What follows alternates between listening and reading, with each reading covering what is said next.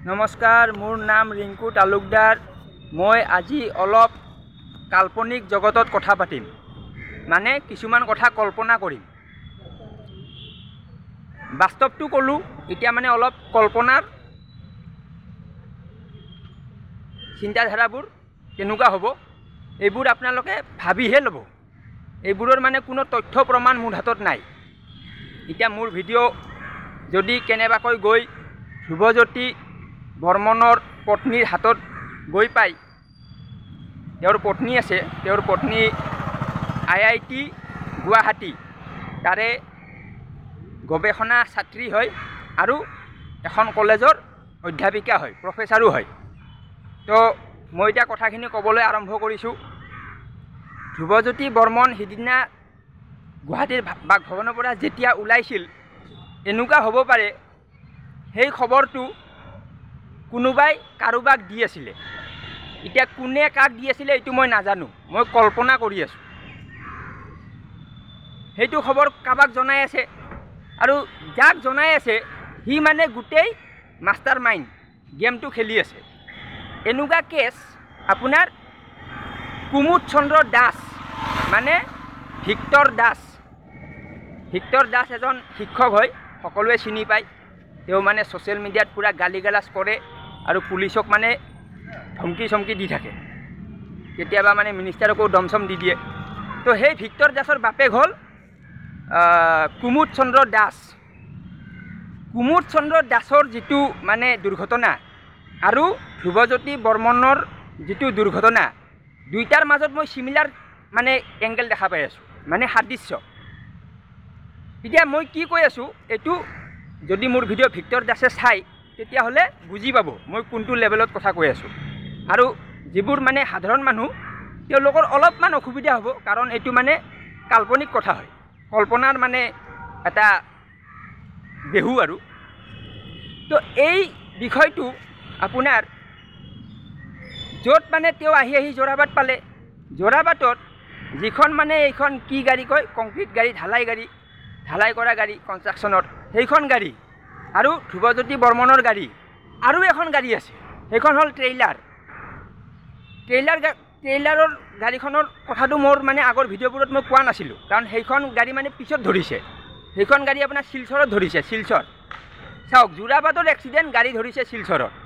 তো মানে এই এংগেলটো মই দেখা পাই গ'লোঁ, কাৰণ কোনোবাই মানে ইয়াত গেমটো খেলিব পাৰে। গেমটো এনেকুৱা হ'ব পাৰে যে ধ্ৰুৱজ্যোতি বৰ্মনক হত্যা কৰিব লাগে, কিন্তু কোবাই মাৰিব নালাগে, তেওঁ মৰাৰ পিছত কোনো ফচিব নালাগে। এনেকুৱা হ'ব লাগে যাতে মৰিও যায় আৰু দুৰ্ঘটনা হিচাপে কেছটো থাকি যায়। কাৰণ কুমুদ চন্দ্ৰ দাসৰো একেই হৈছিলে। তেওঁৰ ডেড বডি মালিগাঁও ৰেলৱে ষ্টেচনত, ৰেলৱে লাইনত পৰি আছিলে। তেতিয়া বাতৰি ওলালে যে দুৰ্ঘটনা হয় কুমুদ চন্দ্ৰ দাসৰ মৃত্যু। কিন্তু কুমুদ চন্দ্ৰ দাসৰ পত্নীয়ে যেতিয়া গৈ দেখা পালে তেতিয়া তেওঁৰ পিছফালে লোহাৰ মানে এটা ফুটা দেখা পাইছে, বাকী শৰীৰত একো নাই। তাৰ মানে কি কোনোবাই লোহাই দি মানে মাথাৰ পিছফালটো ফুটাই দিছে, তাৰে ফলত মৃত্যু হৈছে। তো এই কথাটো ভিক্টৰ দাসে জানে আৰু সেইকাৰণে ভিক্টৰ দাসে বহুত যুঁজিলে এইটো মানে দোষী সাব্যস্ত কৰিবলৈ। কোনে মাৰিছে? 5জন ব্যক্তি জড়িত।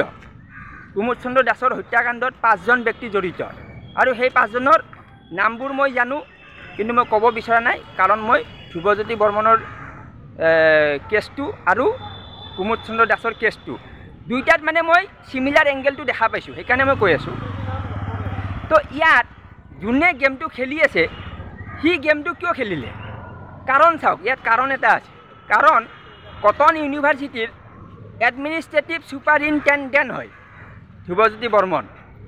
তো তেওঁৰ হাতত কিবা এনেকুৱা তথ্য থাকিব পাৰে যিটো তথ্য মানে হাইলাইট হ'লে, মানে পাব্লিছ হ'লে বহুত মানুহ ফচি যাব, এনেকুৱা হ'ব পাৰে। মই এংগেলটো দেখা পাই আছোঁ আৰু এইটো মই কল্পনা কৰি আছোঁ।